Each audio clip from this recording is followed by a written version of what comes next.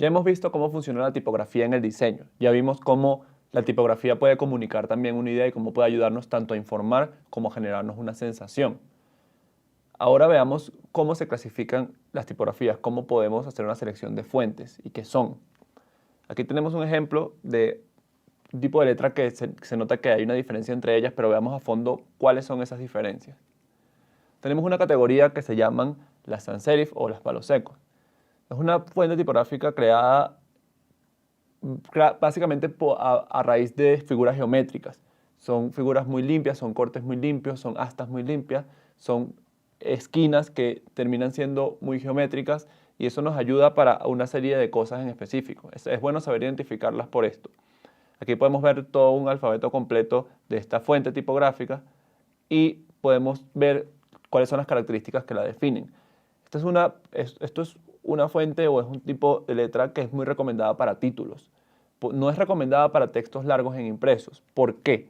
Si vamos a hacer un proyecto editorial, un proyecto que va a ser algo que se va a imprimir, esta fuente, al tener como unas terminaciones muy rígidas, muy geométricas, hace que el ojo se canse si lo ve en un bloque de texto muy largo. Si esto lo vemos en una hoja de un libro, por ejemplo, un bloque completo, puede que nos canse un poco la vista, puede que el ritmo de lectura no sea el mismo a otra tipografía que vamos a ver más adelante. No lo sabemos automáticamente, no lo identificamos como tal, no decimos, uy, esto es un palo seco, pero puede que nos genere cierta incomodidad a la hora de leer o no nos genere como el mismo ánimo o el mismo ritmo de lectura. Es importante cuidar eso.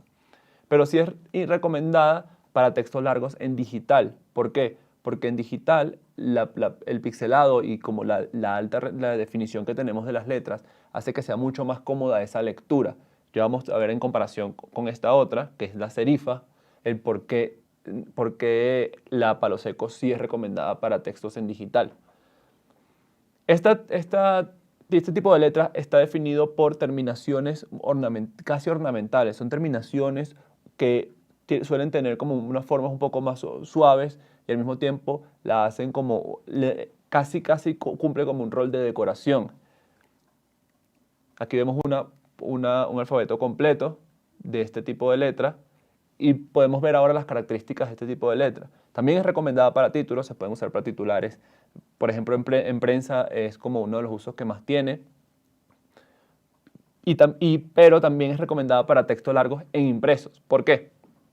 Porque esas terminaciones, a la hora de verlo en un físico, a la hora de verlo en un lugar impreso, esas terminaciones hacen que nuestro ojo pueda conectar mejor las letras entre sí y tengamos un mejor ritmo de lectura. No es tan rígido, no es una terminación tan rígida como la palo seco, como la sans serif, sino que vemos un ritmo de lectura, algo un poco más orgánico que hace que nuestro ojo en físico lo comprenda mucho mejor y lo consuma mucho mejor. Este tipo de letra no es recomendada para textos largos en digital. En digital podríamos utilizar algún título, algo que sea bastante notable, pero no deberíamos utilizar un texto largo, un bloque de texto grande para digital con este tipo de letra, porque estas terminaciones, con la característica del pixelado o la resolución que nos dé, la definición que nos dé la pantalla, hace que incomode la vista, hace que sea un tipo de letra que se vea muy pesada y que sea muy incómodo leerlo. Vamos a tener muchos puntos de tensión y muchos puntos de distracción en el bloque de texto. Otra opción que encontramos para trabajar en el diseño es la fuente display. La fuente display es una vertiente de las sans serif. Es una vertiente un poco experimental. Hay unas fuentes que son muy experimentales, hay un tipo de letra que es muy experimental en la display, pero nos sirve más que todo para titulares. Esta no nos sirve para utilizar bloques de texto largo. Con este tipo de letra podemos tener un poco más de carácter en el diseño, podemos comunicar algún tipo de sensación específica, dar un poco más de contexto. Hay algunas que nos remiten a un contexto cultural, algún contexto histórico o algún contexto de la cultura pop. Entonces es una fuente que nos puede servir para comunicar algo en específico, pero solamente para un titular o para hacer alguna composición muy precisa, como por ejemplo el diseño de un póster. Tenemos también la handwriting o la manuscrito, pareciera como escrita a mano. Esto se utiliza puede tener un uso parecido al display, se utiliza como en cosas muy específicas. Alguien quiere que algo se vea como con un carácter bastante humano, bastante sutil. Esto se puede utilizar, ya dependería del tipo de proyecto o del tipo de uso que quieran darle. Y tenemos también el lettering o la caligrafía.